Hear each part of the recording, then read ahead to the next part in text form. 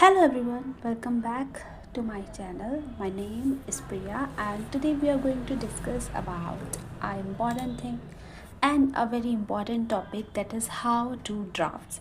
As you all know, CS Professional का paper number 2 that is drafting, pleading and appearance, तो उसके अंदर सबसे मेन एक टॉपिक आता है जिसके अंदर मोस्टली स्टूडेंट्स को, इवन मेरे को भी काफ़ी प्रॉब्लम हुई है।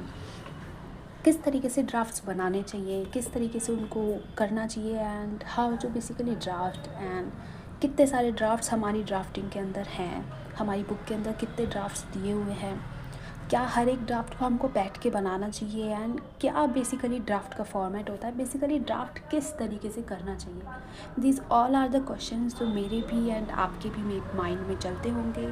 And so here I am with this video जिसके अंदर मैं आपको समझाऊंगी how to draft effectively and easily, right. तो सबसे पहले ड्राफ्ट कैसे करना है उससे पहले हम जाते हैं एंड देखते हैं हमारे जो प्रोफेशनल एग्ज़ाम है ना, उसके अंदर 2 पार्ट्स हैं, राइट। एक पार्ट नंबर 1 है एंड एक पार्ट नंबर 2 है। जो पार्ट नंबर 1 है ना, उसके अंदर 8 चैप्टर्स है, राइट, एंड ऑलमोस्ट 6 चैप्टर के अंदर हमारे ड्राफ्ट जो है वो दिए हुए हैं।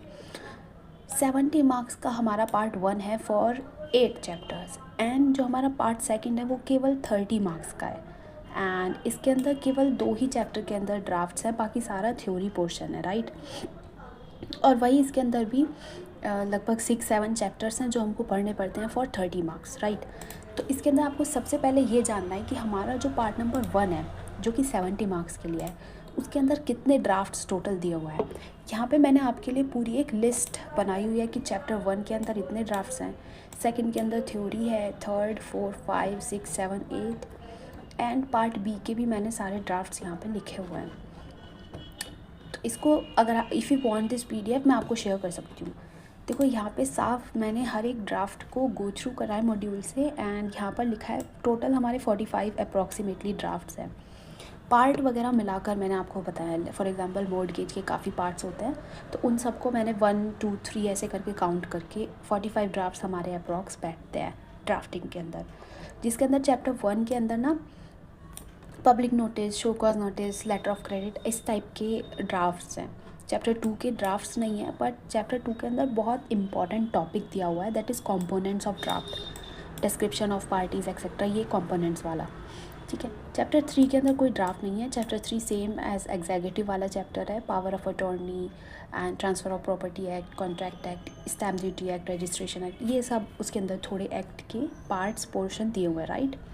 चैप्टर 4 की बात करें, this is very important chapter and जो मैंने लिंक्डइन पे पोस्ट करा था उसके अंदर भी मैंने आपको बताया था दैट आपको chapter 4 5 and chapter 6 and chapter number 8 जो है ये साथ साथ पढ़ने हैं। मतलब अगर आप इनको साथ पढ़ते हो ना तो एक लिवरेज मिलता है, क्योंकि ये ना इस टाइप से स्मूथली चलता चला जाता है। बीच में चैप्टर आ जाता है थोड़ा अलग टाइप का, ठीक है, क्योंकि उसके अंदर ओपिनियन राइटिंग दिया हुआ है, that is all theory part. जो चैप्टर 4 के जो ड्राफ्ट्स हैं वो वेरी इंपॉर्टेंट हैं।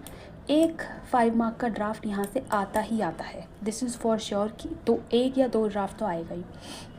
दिसंबर 24 की बात करें तो उसके अंदर शायद गिफ्ट डीड आया था एंड हमारा एग्ज़ाम हुआ था जून में 25 में, उसके अंदर पावर ऑफ अटॉर्नी आया था, वो भी special, I guess general power of attorney था या फिर स्पेशल था, I don't remember, but power of attorney का ड्राफ्ट आया था।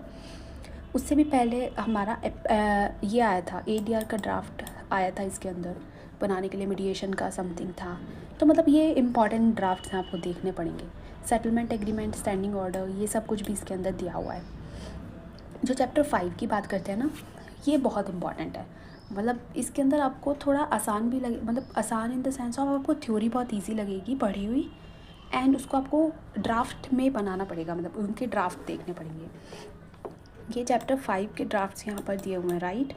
देन चैप्टर 6 के ड्राफ्ट्स हैं एंड देन हमारा एक चैप्टर 7 आता है जिसके अंदर ओपिनियन राइटिंग है। तो ओपिनियन राइटिंग का ऐसा कुछ ड्राफ्ट नहीं है, मतलब एक ड्राफ्ट दिया हुआ है, sample format of opinion writing की। अगर किसी ने आपसे कुछ ओपिनियन मांगा है बीइंग अ CS, तो फिर आप किस तरीके से उसको ओपिनियन दोगे, वो भी आप राइटिंग में देते हो ना ओपिनियन, दैन उसको किस तरीके से आपको फॉर्मेट में ड्राफ्ट करना है। सो ओपिनियन राइटिंग यहाँ पे दिया हुआ है, राइट।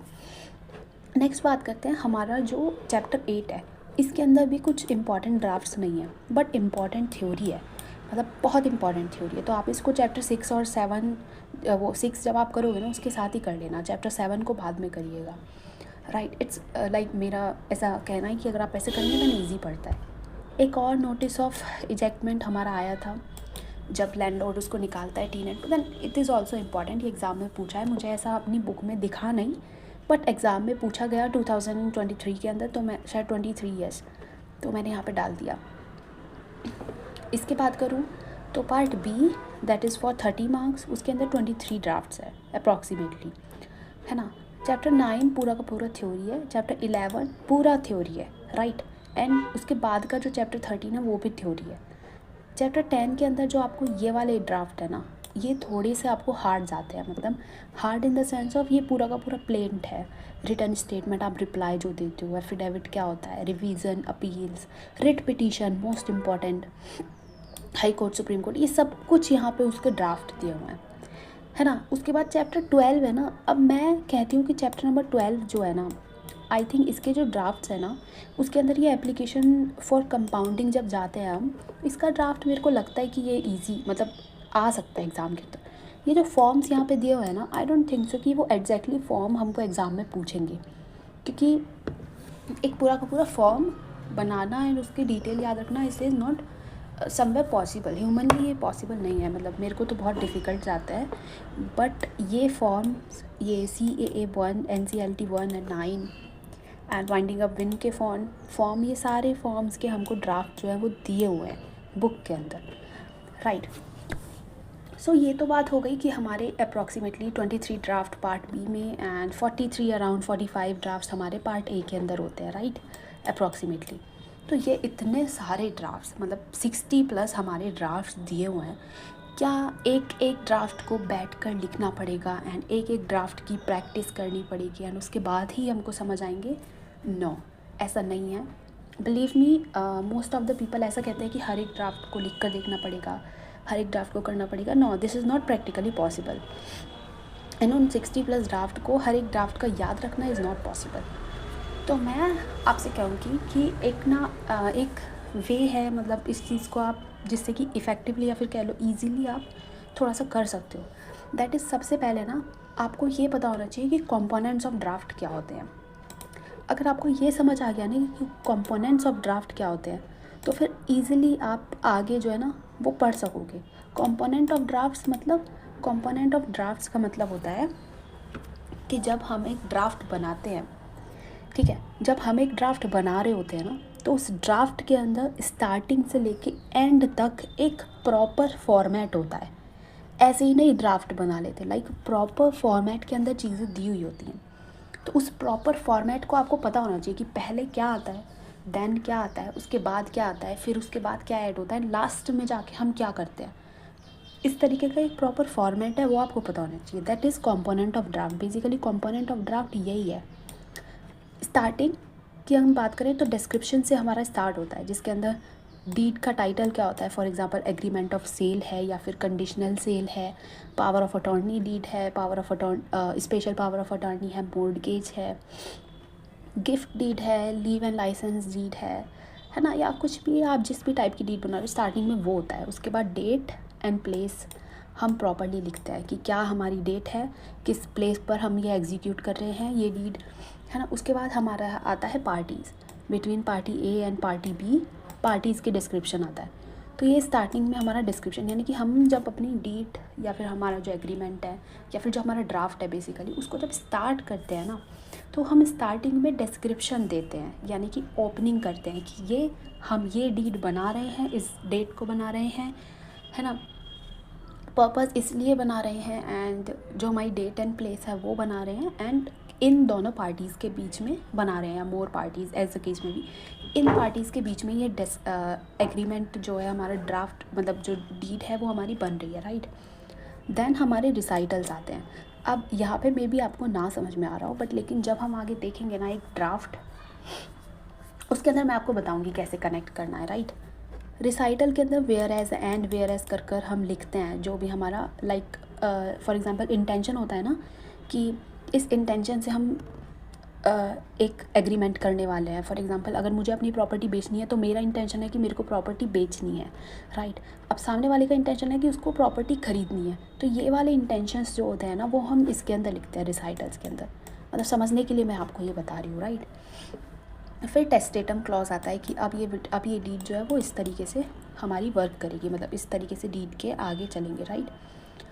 उसके बाद जो इम्पॉर्टेंट टॉपिक है ना दैट इज़ क्लॉजेस। मतलब ये एक ऐसा टॉपिक है, चलो उसको मैं बताती हूँ, बट ध्यान रखिएगा क्लॉजेस होते हैं, कितनी कंसिडरेशन होगी, ऑपरेटिव क्लॉज क्या है, प्रॉपर्टी का डिस्क्रिप्शन क्या है, पार्सल क्लॉजेस एंड अदर जितने भी क्लॉजेस हैं, ये सब टर्म्स एंड कंडीशंस बेसिकली इसके अंदर जो है हमारी लिखी हुई होती है। देन जब क्लॉजेस कंप्लीट हो जाते हैं ना उसके बाद हम आते हैं टेस्टिमोनियम क्लॉज के अंदर। इसके अंदर ये होता है in witness whereof parties have set their hand on this respective date of 10th of May 2020 in presence of the following witness. मतलब हम ये डीड साइन कर रहे हैं in presence of the following witness, ये testimonium के अंदर कहा जाता है, राइट। एंड जो भी हमने लिखा है वो ट्रू है एंड हम दोनों कॉम्पिटेंट है, ये सब चीज़ें यहाँ पे लिखी जाती है, like we are sui juris competent enough to perform this agreement, right. उसके बाद सिग्नेचर ब्लॉक आता है, supplement and annexures and schedule. ये क्या मैंने आपको बताया, ये है हमारा components of draft. Now component of draft मतलब कि हमारा एक ड्राफ्ट जो है वो इस तरीके से काम करता है। मतलब स्टार्टिंग के अंदर उसमें ये दिया होता है डिस्क्रिप्शन, रिसाइटल, फिर उसको टेस्टेटम, क्लॉजेस आते हैं, टेस्टिमोनियम, क्लॉजेस बहुत सारे होते हैं, testimonium, signature, supplementary, annexure and schedules. इस तरीके से हमारा जो पूरा ड्राफ्ट है वो वर्क करता है, राइट। अब देखो मैं हमेशा ही मतलब अपने फ्रेंड्स को भी मैंने यही बताया है कि अगर तुमको प्रॉब्लम आ रही है ना ड्राफ्टिंग के अंदर, तो एक ड्राफ्ट है that is agreement of sale, immovable property agreement of sale का ड्राफ्ट जो है ना उसको आप लगभग 4 to 5 टाइम्स अच्छे से बना कर देखो। जब आप एग्रीमेंट ऑफ सेल का ड्राफ्ट बनाओगे ना तो आपको ये पता चल जाएगा कि हमारा जो ड्राफ्ट के कंपोनेंट्स है वो किस तरीके से ड्राफ्ट्स के अंदर हम फिट इन करते हैं। मतलब देखो, अब ध्यान से देखो, जैसे एग्रीमेंट ऑफ सेल का हमने ड्राफ्ट बनाया, राइट। तो इसके अंदर हमने ये स्टार्टिंग के अंदर जो लिखा, ये ओपनिंग पैराग्राफ, यहाँ ये तो हमारा टाइटल हो गया कि एग्रीमेंट ऑफ सेल हम इमूवेबल प्रॉपर्टी का ड्राफ्ट बना रहे हैं, ठीक है। यहाँ से लेकर यहाँ तक इसके अंदर देखो हमने क्या लिखा है।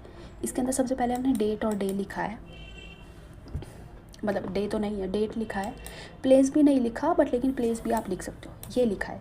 अब ये आ गया बिटवीन, मीन्स ये दोनों हमारी पार्टीज़ हो गई है ना, party A and party B, right. उसके बाद हम डिस्क्रिप्शन के बाद रिसाइटल्स आता है, वेयर एज कर एंड वेयर एज कि जो वेंडर है उसके पास ट्रू ऑनरशिप है, जो परचेज़र है वो इंटरेस्टेड है इन बाइंग दैट प्रॉपर्टी, तो वो वेंडर के पास अपने सेम पर्पज़ के लिए जाता है, राइट। फिर वो दोनों एग्री करते हैं कि हम 10 करोड़ के अंदर इस एग्रीमेंट को परफॉर्म करेंगे एंड अपनी सेल एग्जीक्यूट करेंगे। उसके बाद हमारा टेस्टेटम क्लॉज आता है, now this deed witness as follows, right. उसके बाद हमारे जितने भी क्लॉजेज हैं ना वो सारे हमारे यहाँ पर आ जाते हैं, ये क्लॉजेज हमारे पूरे यहाँ पर आ जाते हैं, राइट। उसके बाद हमारा शेड्यूल आप यहाँ पे भी लिख सकते हो या फिर बाद में एनेक्स भी कर सकते हो अलग से, बट मैं यहाँ पे लिख देती हूँ लाइक शेड्यूल। उसके बाद testimonium, it witness whereof parties have set their respective hand. उसके बाद जो विटनेस है उसके साइन यहाँ पर आ जाते हैं, वेंडर एंड परचेज़र। तो दिस इज़ हाउ हमारा एक ड्राफ्ट जो चलता है, राइट।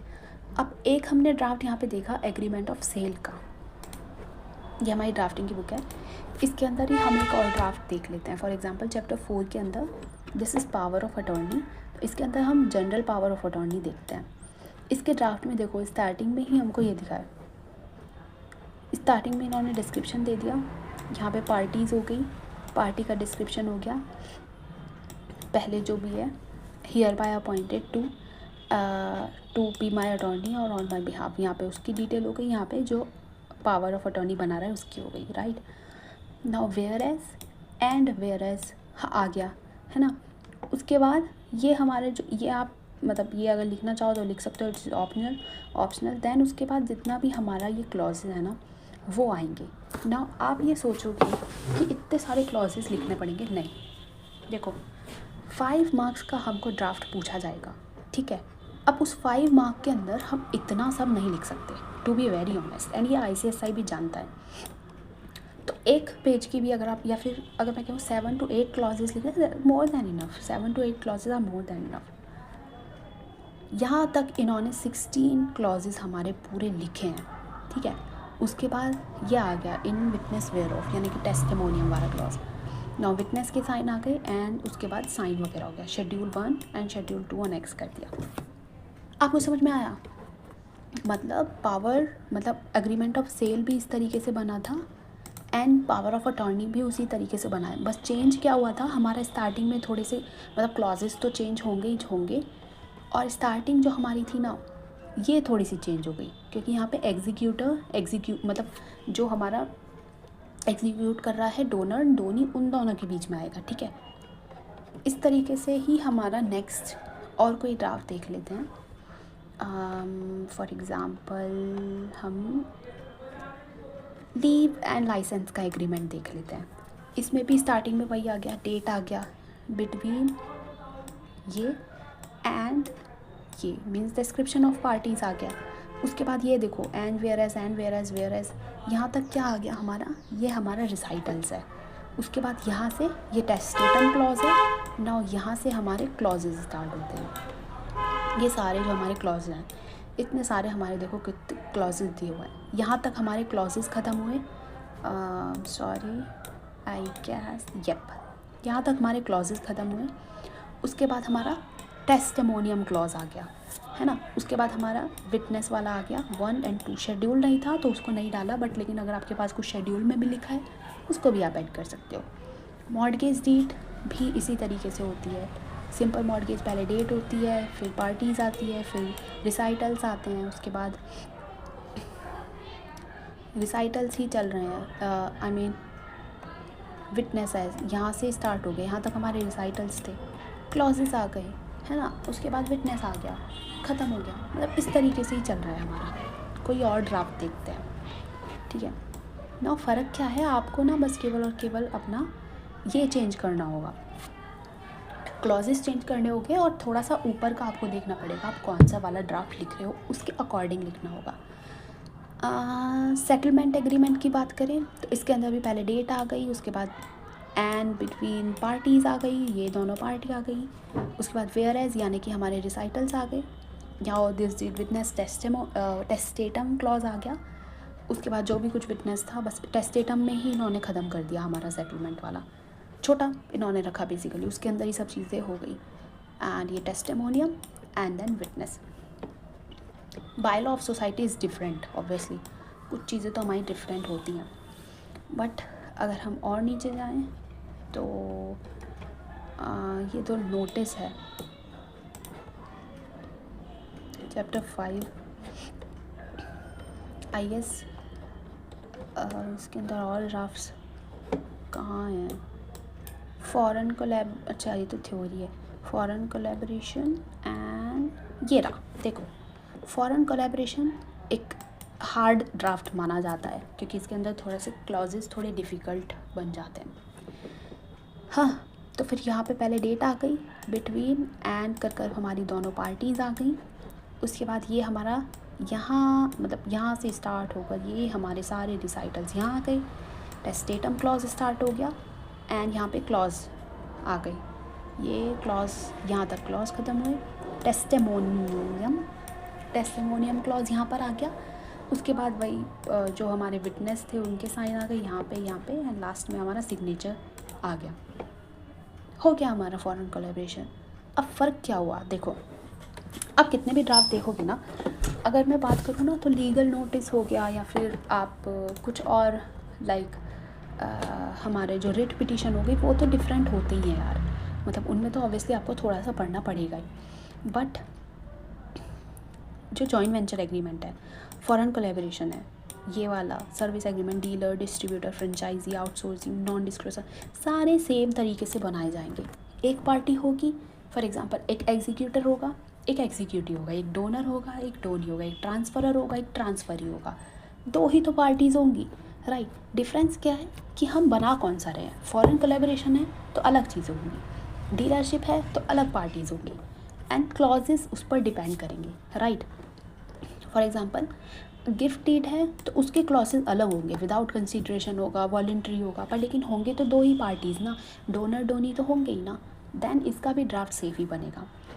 तो इन सब के ड्राफ्ट जो हो गए है ना, ये सब सेम ही तरीके से ड्राफ्ट है। एंड जो मॉर्गेज के ड्राफ्ट हैं वो तो सेम ही बनता है, इनके तो क्लॉजेस भी मोस्टली सेम ही होते हैं, बट थोड़ा बहुत फ़र्क होता है इनमें, राइट। आपको सब कुछ लिखना पड़ेगा, ये सब कुछ रिजोल्यूशंस आपको अलग से देखने पड़ेंगे। अंडरराइटिंग एग्रीमेंट के अंदर भी दो पार्टी, शेयर होल्डर से एग्रीमेंट, शेयर परचेज, इन सब के अंदर ऑलमोस्ट सेम सी चीज़ है, लाइक थोड़ा सा फ़र्क आ जाता है, वो बाद में आता है। मैं आपको क्यों बोल रही हूँ, एक बार ना आप कंपोनेंट्स ऑफ ड्राफ्ट्स अच्छे से पढ़ने के बाद एक बार खुद से एग्रीमेंट ऑफ सेल बना के देखना। अगर आप अभी बनाना स्टार्ट कर रहे हो देन एकदम से नहीं आएगा, 3 बार 4 बार आप बनाओगे देन आपको प्रैक्टिस हो जाएगी कि किस तरीके से होता है।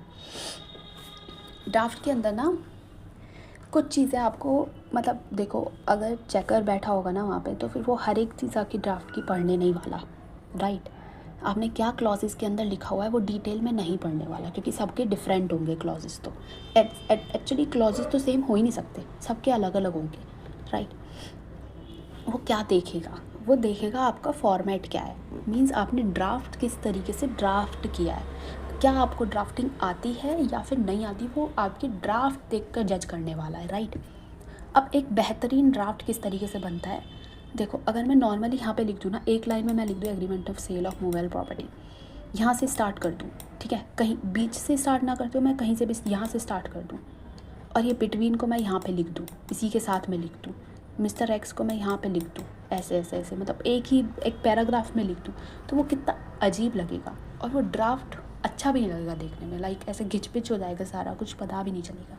बट लेकिन वही आप इस तरीके से ड्राफ्ट करोगे ना कि आपने बिटवीन यहाँ पे कैपिटल में लिखा है, एंड यहाँ पे कैपिटल में लिखा है, ऊपर का जो हमारा टाइटल है वो कैपिटल में है, डेट हमारी प्रॉपर डली हुई है ना, ये हमारा कैपिटल में है, ये हमारा कैपिटल में है, वेयर एज हमारा कैपिटल में, मतलब जो प्रॉपर चीज़ें हैं ना आपने प्रॉपरली लिखी हैं, तो उसको अंदर जाकर ये पढ़ने की ज़रूरत नहीं पड़ेगी, वो आपका ड्राफ्ट बनाने के तरीके से ही पहचान लेगा कि ड्राफ्ट किस तरीके से बनाया है आपने, राइट। नाउ अब ये कंपोनेंट्स ऑफ ड्राफ्ट्स पढ़े कहाँ से, तो बेसिकली चैप्टर नंबर 4 के अंदर ये कंपोनेंट्स ऑफ ड्राफ्ट दिए हुए हैं, उसको आपको डिटेल में पढ़ना है। हाँ, यहाँ से भी क्वेश्चन आ सकता है, एक बार पार्सल क्लॉज पे क्वेश्चन आया था, टेस्टिमोनियम पे क्लॉज पे क्वेश्चन आया हुआ है ना, रिसाइटल, इन सब पे तो ये तो छोटी चीज़ है, मतलब इन पे क्वेश्चन नहीं आ सकता, ऐसे आता है।